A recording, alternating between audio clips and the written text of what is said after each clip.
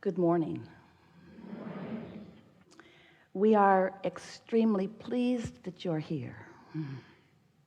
It is good to come together for the purpose of co-creating. Do you agree? Yes. You're knowing what you're wanting? Yeah. Yeah. Are you enjoying the desire? That's the part that matters the most.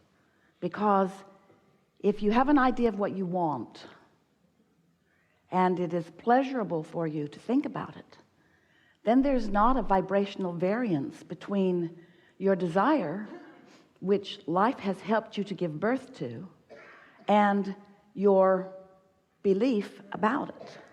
If you wish you didn't want it because you've wanted it for so long and it keeps not showing up, then there's a big vibrational variance between what you want and what you expect. Expectation is such a powerful thing. A belief is just a thought you keep thinking.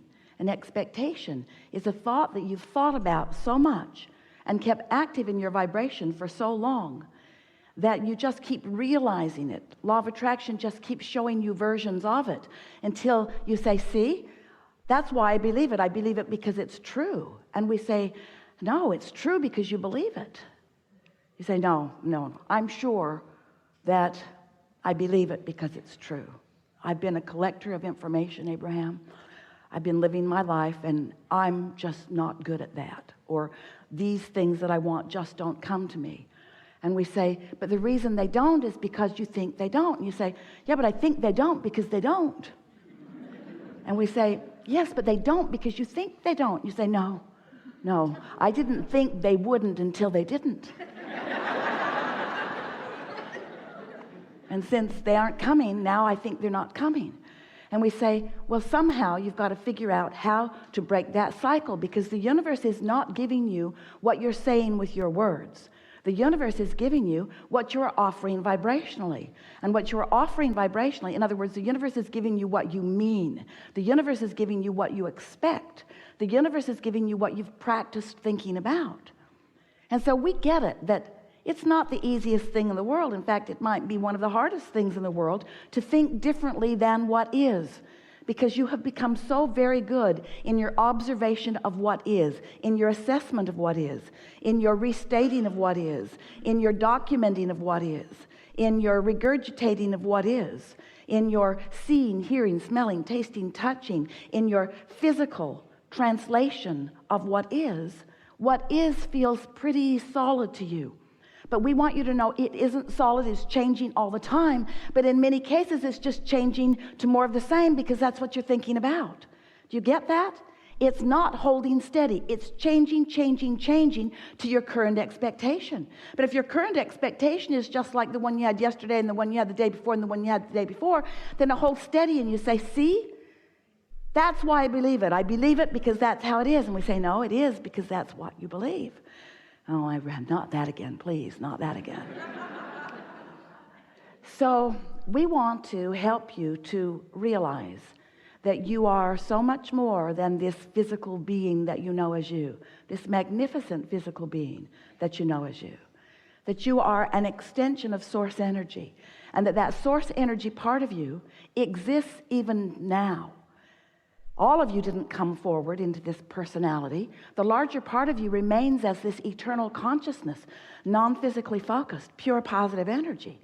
But here you are in this body, in this personality, and most important, in this current opinion, in this belief, in this expectation. Here you are offering a vibration that law of attraction is responding to. But the most important thing to realize about that is that the reason that you feel the emotions that you feel is because that inner being part of you, that source energy part of you, that non-physical part of you, that eternal, always eternally being part of you is having right here, right now, an opinion right here, right now about the very same thing that you're having an opinion about right here, right now.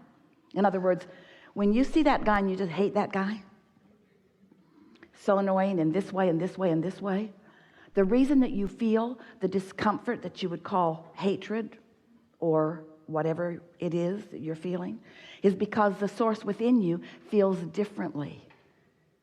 Once we got Esther's attention about that, she said to us a few hundred times, Abraham, you clearly need more information about this.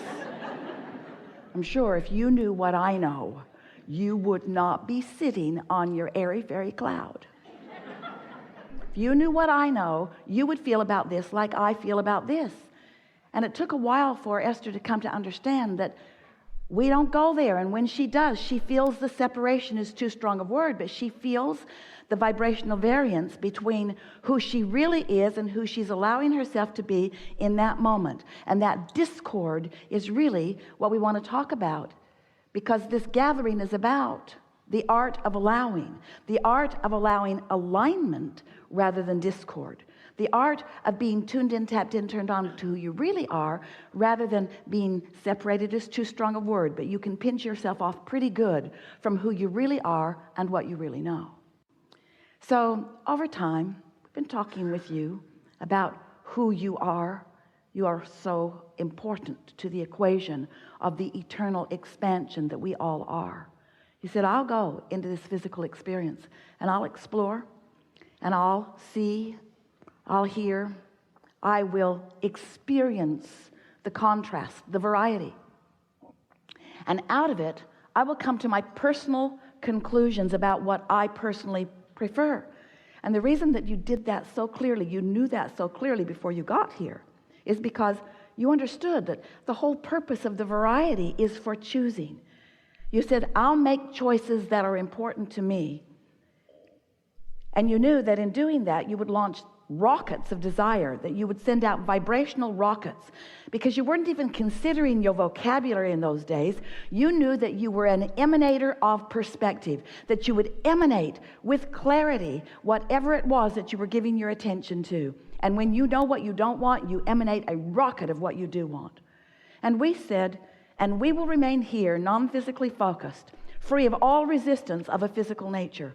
And when you send off a rocket of something you prefer, we will hold steady to that rocket, and we will hold firm to the equation that you are establishing moment by moment. And as you evolve because of this time-space reality, so will we. And we will hold to the expansion that you carve out. And you said, okay. Sounded really good to you, because you knew that as we held to that expansion, that you would be able to tell in every moment by the way you feel how close to your expanded version you are holding, or how much you have deviated from it, you see. So your emotions let you know. If you're feeling wonderful, that means you've launched lots of rockets of desire, and you are in this moment not offering a thought, belief, or expectation that contradicts the desire that you hold. You're right up to speed with who you are. And in that moving with the flow of who you really are, you feel elation, you feel passion, you feel exhilaration, you feel really good, you feel love and appreciation, you feel joy. But if you are feeling frustration or overwhelmment, if you are feeling angst of any kind, if you are feeling anger, or if you are feeling grief, if you are feeling revenge, or any of those negative emotions that feel like despair or fear, then that means that your perspective in this moment is so far apart from the perspective of your source about the same thing. That's the most important thing to understand. It isn't that we are focused upon something entirely different and that's why we feel good. We're focused upon what you're focused upon and we feel good. And that is, no matter how you try to figure it out, what unconditional love really is. We maintain our alignment with that which is love, regardless of the condition. Now, Esther wants to say, well, Abraham, if you were in the condition where I am, you might be feeling differently. And we say, do not argue for your conditional limitations. If you will distract yourself from the condition that is causing you the separation from all that you are, from all that we are, from that which is life, from that which is love, from that which is source, if you'll just cut that out, you'll feel good. In other words, it's like the cork is bobbing up there on the surface of the water. You can hold it under the water. That's what negative emotion is. But when you let go of it, when you're distracted from whatever you're doing that's holding it down, it will bob right back to the surface where it belongs. And you are the same. If you're not bobbing, it's because you've got hold of things unnecessarily. You're holding the conditions of those unnecessary things in your thought patterns, and in doing so, you're practicing them, because you think a thought for 17 seconds and another thought like it joins it. It doesn't take very much attention to something to get enough momentum going that you can cause what feels like true separation from your life, from your joy, from your clarity, from your abundance, from your well-being, from who you really are. So, cut it out. We are eager to talk with you about whatever is important to you. There is no order of business here. Nothing is off limits. What you will notice is a wonderful unfolding, because we had this gathering before we dragged your physical bodies here. In other words, who you are, what you've been living, what you want, is all part of the vibrational mix of all of this. So together, we're just going to find a way to sort it out with the powerful intention of helping you to close that gap between who you really are and who you may be allowing yourself to be in any moment. Life is supposed to feel really good to you. You're supposed to be having a wonderful time. You are supposed to feel good. But in order to do that, it takes some deliberate attention. It takes some deliberate focus, which means, mostly it means, you got to care about how you feel. You got to care so much about feeling good that you are willing to pay the price of feeling good. You have to care enough about feeling good that you are willing to use your emotions to help you in the choice of thought. And that's what deliberate creation is. So once you begin to put this emotional translation in the mix, once you begin to recognize that how you feel matters most of all, because how you feel is your in-the-moment indicator of how much of you are allowing to be present in this moment. If you knew how much backup you've got, if you knew how many advocates you have advocating on your behalf, you see, we know everything that you're asking for and where it is and what the path of least resistance to it is. We know where everything you want is and where you stand in relationship to it. That's a good thing. It's a good thing for you to know somebody who knows that, you see. But you've got to be in a place where you can receive. Esther says, oh, but Abraham, you and Jerry, all you dead guys, there's no such thing as that. You are so subtle now. You are so subtle. I have to tune myself so precisely to your frequency in order to hear you. Can't you be less subtle? And we say, tuning is subtle. Tuning to the frequency of who you are and what you want, it takes some practice. But it's an easy thing to do if you care about how you feel. Because if you care about how you feel, you're just not going to entertain those thoughts that don't feel good. You're just going to find yourself more and more shying away from them, which is to say shying away from or toward something else. In other words, there's no such thing as exclusion in this attraction-based universe. You sort of kind of get that?